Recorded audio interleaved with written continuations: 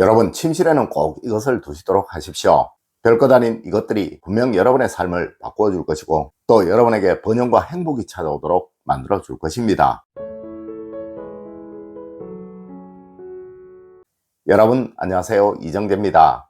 여러분은 과연 삶을 번영시키고 또 행복을 만드는 가장 중요한 것이 무엇이라고 생각을 하십니까? 네, 저는 무조건 잠을 푹 자는 것이라고 생각을 합니다. 하여 저는 어디를 가더라도 다른 것은 몰라도 이 침대와 친구만큼은 편안한 것, 좋은 것이 있어야 한다고 이야기를 한다는 것이죠. 하지만 여러분, 이것보다 훨씬 더 중요한 것이 있으니 그것이 바로 침실의 환경입니다. 네, 1시간을 자더라도 편안하게 푹 수면을 취할 수 있는 조건을 가진 곳과 10시간을 자더라도 불편한 상태에서 잠을 자는 것은 다음날의 생활에서 너무나도 큰 차이를 만들어내니까 말입니다. 여러분, 사실 사람들의 능력은 거의 다 비슷합니다. 하지만 그 사람의 컨디션에 의해 그 사람의 집중력이 차이가 나게 되고, 또 이것이 일의 질의 차이를 나게 만드니 이것이 쌓이고 쌓이면서 능력이 있는 사람과 능력이 없는 사람으로 갈라놓게 되는 것이죠. 여러분, 이제 알려드리는 이것들 꼭 침실에 놓아두시도록 하세요. 분명 여러분의 삶은 어느 순간 달라지기 시작할 것이며, 또한 내년 이맘때쯤엔 여러분은 전혀 다른 삶의 좌표 위에 서 있게 될 것입니다.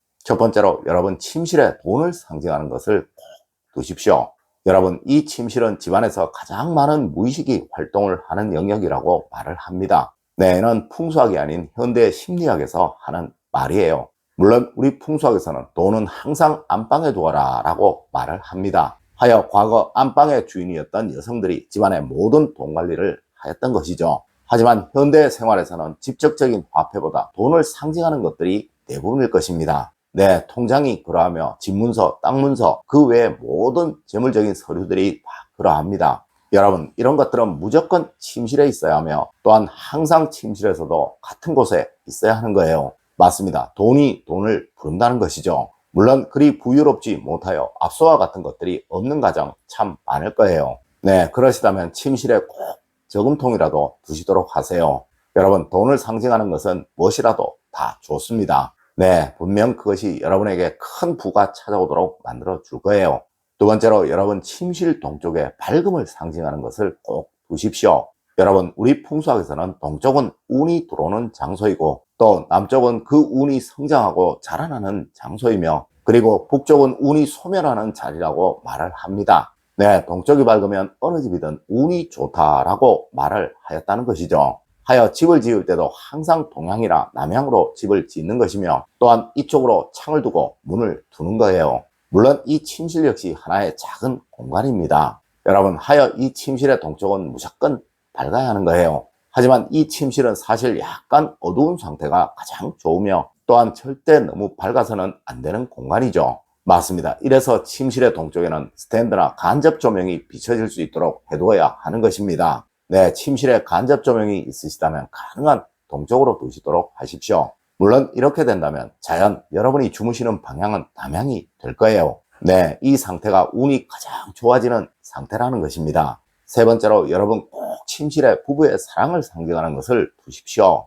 여러분, 저는 어느 강연에든 항상 강연을 나가면 이런 말을 합니다. 침실에 자녀를 두세요. 그리고 침실에 배우자를 두세요 라고 말입니다. 여러분, 방금 제가 이 침실은 무의식이 가장 많이 활동을 하는 영역이라고 말씀을 드렸었죠. 맞습니다. 여러분의 무의식 속에 가족들을 두시라는 이야기예요.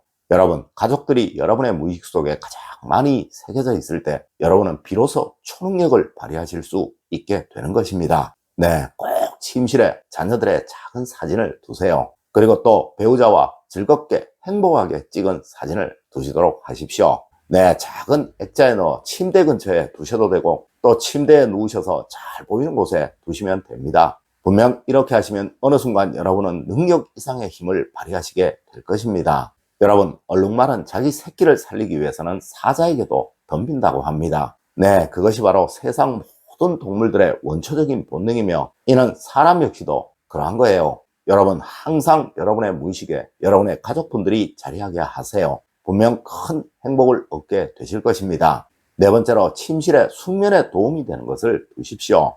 여러분, 베개를 고르시는데 함부로 하지 마세요. 또 친구를 선택하시는데 절대 함부로 하지 마십시오. 물론 부자들은 절대 비싼 침대를 선택하는데 망설이지 않습니다. 네, 부자들이 찾는 특급 호텔들과 일반 호텔들의 가장 큰 차이가 바로 이 침대 차이라는 것 아시는 분 그리 많지 않으실 거예요.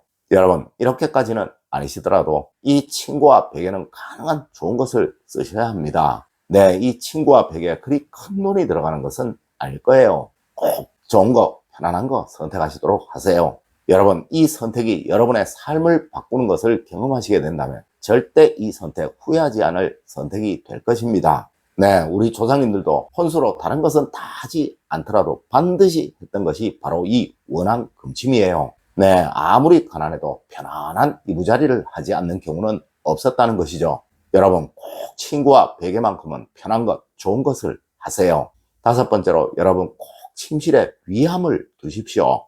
여러분 부부는 세상에서 가장 가까운 사람이기도 하지만 사실 가장 먼 사람이기도 한 거예요. 네, 항상 최소한의 예의와 또 격식을 차려야 할 대상이라는 것이죠. 여러분 무조건 이 세 가지는 신경을 쓰십시오. 먼저 마음버릇을 가지셔야 합니다. 네, 아내를 존중하고 대우하는 버릇, 그리고 남편을 사랑하고 아끼는 버릇을 말입니다. 다음으로 여러분 말버릇을 가지세요. 네, 아내에게는 경언은 아니더라도 절대 하대는 하지 마시고 또 남편에게 대우는 아니더라도 남과 비교하는 말은 하지 마십시오.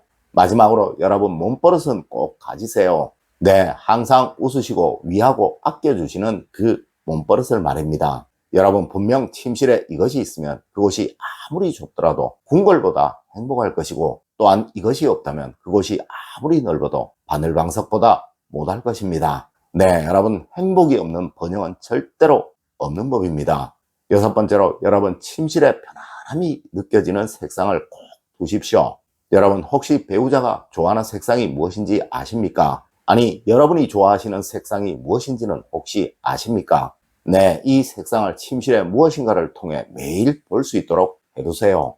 여러분 편안한 색상 또 좋아하는 색상을 보는 것은 하루의 지친 마음을 치료하는데 무엇보다 좋은 거예요. 하여 색상 치료법이라는 것도 현대에는 있는 것이죠. 맞습니다. 남편이 위치하는 곳 근처에 또 아내가 위치하는 곳 근처에 본인이 좋아하는 색상의 물건을 하나라도 두신다면 그 사람은 분명 최상의 편안함을 느끼게 될 것입니다. 네, 하루의 모든 피로가 쉽게 풀리게 될 거예요. 일곱 번째로 여러분 침대 협탁은 무조건 두세요. 여러분의 삶이 달라지게 됩니다.